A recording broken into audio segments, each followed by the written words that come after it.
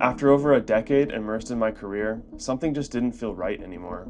I felt stagnant, uninspired, like I was at the end of a path.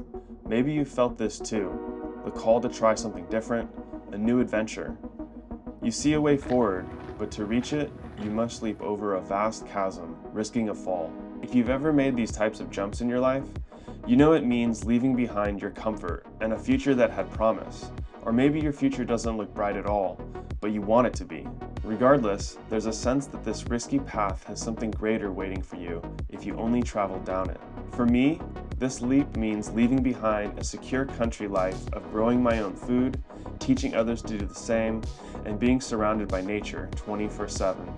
Now, I've made my leap and I'm currently still in midair, waiting to touch the ground. I'm in Asia for the next year to share stories of people living inspiring, interesting lives, and even some of my own story to hopefully inspire you to take that leap and try something new for yourself. You might feel that where you are right now isn't where your true potential lies, and a better, more impactful place awaits you. Taking my leap of faith has led to my first adventure in Tokyo, a place that couldn't be further from the natural world. Japan has always been special to me. It was a place where I took my first leap into the unknown, giving me the confidence to make other, bigger leaps later in my life. This is my fourth trip to the country. My first was the summer of my 18th birthday, almost 20 years ago. So I encourage you to make your first leap because you never know where it will lead you. Believe me, they get easier, and I hope this video will show you why it's worth it to take a risk.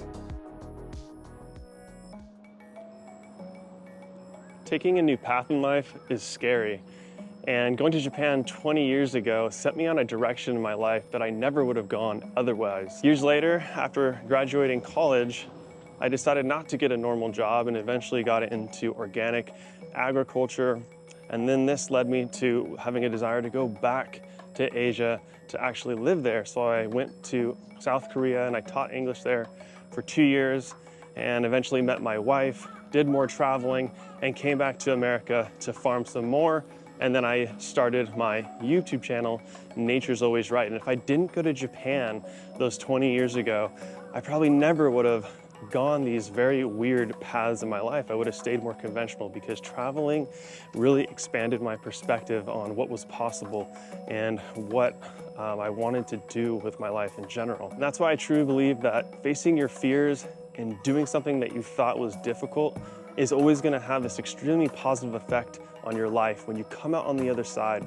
Even if that initial goal was a failure, it doesn't matter. It's just the fact that you did it is going to change you in such huge ways that your future life is going to be better. I never imagined that my YouTube channel, Nature's Always Right, was going to become a success. And now that I've started a new channel, it's really intimidating starting over and trying to do a new subject matter and telling it in a new style. I didn't even know what I was going to do with all this footage of Tokyo until I came up with the idea of this video. Filming this type of content isn't easy for me, walking around in public and filming myself. I'm used to walking around on my farm and filming with just myself or me and another person. I'm not used to having a ton of people looking at me and doing this, but this is a part of me getting better at my storytelling, getting better at filmmaking and growing as a creator. I could have just stayed at home making the same type of content, having great success, but I needed to do something new. You might be in your job right now, making good money, enjoying it decently, but you feel this thing inside of you to do more, to do something that's maybe a dream of yours. And that's what I really want to encourage you to go out and do. Right now, the world is changing so quickly and in such big ways that there's so many opportunities that you can take advantage of through the internet and in so many ways. So that's why I think this is the best time for you to go for that new business, that new idea, that new dream. You might just feel that you have one song to sing, that you're just should be in one industry. But I can assure you that if you have that feeling inside of you, that there is something more that you want to give, you should do it. And I wouldn't be sharing with you all these amazing experiences that I'm having in Tokyo and all the ways that they're changing me if I listened to my more fearful side and just stayed where I was comfortable. So I hope you enjoy some of these amazing experiences that I've had in Tokyo. I remember the moment I stepped off the train into my first Tokyo night. struck by the sparkling lights, sounds of Japanese ads and jingles playing through humongous screens, thousands of well-dressed Japanese filling the streets, seamlessly going on their way. It was sensory overload unlike anything I had ever experienced before. But Tokyo isn't just about the bright lights and bustling streets. It's a city of contrasts, where you can find peace in the serene Yoyogi Park, spending an afternoon with friends or family. It's where the ancient and modern coexist, like at Sensoji Temple, right in the middle of the city. Every alleyway holds a new discovery, something you've never seen before. Omoido Yokocho is one of those famous alleyways where you feel like you've stepped back in time, overwhelmed by the smells of grilling meat and smoke, clinking beer glasses as a yakitori chef carefully grills each piece to perfection and glazes it with his family's ancient secret sauce. There are so many experiences in Japan that are just so different and even bizarre at times that you have to see to believe. Don Quixote is one of those wild experiences, a store filled with just about anything you can imagine, even lobster slippers. Even though it's a city made of steel and concrete, Tokyo is a living, breathing organism with the highest population of any metropolis in the world. Yet, amidst the sea of humanity, there's an unexpected peacefulness that no other city can offer. Ever since leaving Seoul in 2015, returning to America, starting a farm and moving to the country, I really despised cities and felt that they just had nothing to offer, that they were just a place of excess and detachment from nature. But after returning to Tokyo again and experiencing that again, it really reminded me that cities aren't just that. They are also a place where humans are concentrated. And wherever humans are concentrated, that's where there's going to be maximum creativity. That's why there's so much art in cities, and new things are spawning up all the time there. Whereas out in the country, things are peaceful, things are slower.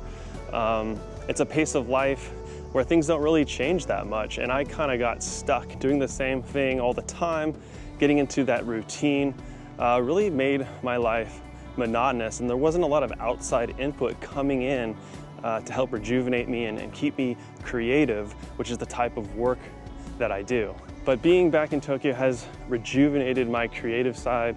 I've been doing more writing, more videography, photography. I've even been messing around with some programming and game design, and I just feel like there's this new energy inside of me that I didn't have while I was living in Tennessee. I personally still love the country more than I do the city, but what I've realized is I actually need a mix of both city and country to really thrive as a person, to have the peace of the countryside, and to just be able to grow food, which is something I really love.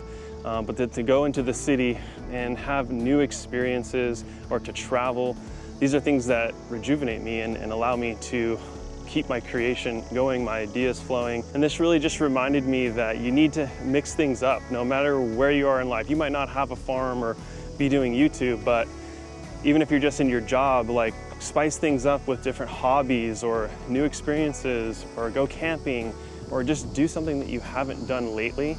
And trust me, it will really give you that new life that I think you're looking for, and help you to move forward to maybe make that big leap and go on that bigger adventure that you're dreaming of.